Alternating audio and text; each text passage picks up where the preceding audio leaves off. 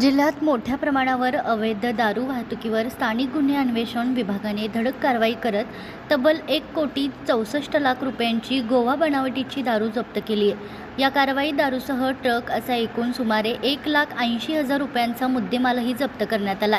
ही कारवाई शाहूवाडी तालुक्यातील कापशी गावाजवळ सापळा रचून करण्यात आली।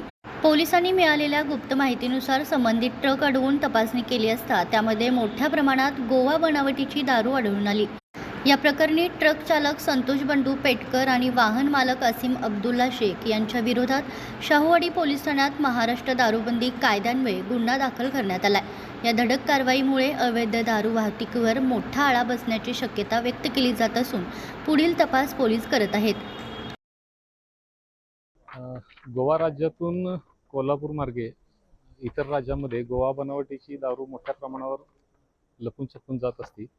याबाबत माननीय पोलीस अधीक्षक कोल्हापूर योगेश कुमार सर यांनी LCBच्या पथकांना आदेश दिलेले होते की अशी जी गोवा बनावटीची दारू वाहतूक होती त्याच्यावर पकडून कारवाई करण्यासंदर्भात आदेश दिलेले होते। तर त्या अनुषंगाने आपण LCBची विविध पथकं नेमलेली होती।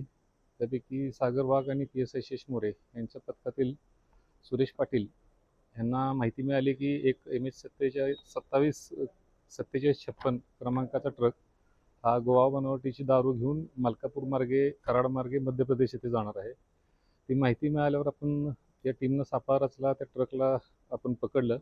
संतोष पेटकर नावाचा त्याच्यावर चालक होता, त्याला आपण ताब्यात घेतलं। ट्रक उघडून पाहिला असता सनकिक आणि गोवा या दोन ब्रँडची साधारण 1,64,00,000 रुपयाची दारू त्या ट्रकमध्ये मिळून आली आहे। तसेच 15 लाखाचा ट्रक असा एकूण 1,79,00,000चा मुद्देमाल आपण जप्त केलेला आहे आणि शाहूवाडी पोलीस ठाणे येथे दारूबंदी कायद्यान्वये गुन्हा दाखल केलेला आहे। आता पुढील तपास करीत आहोत।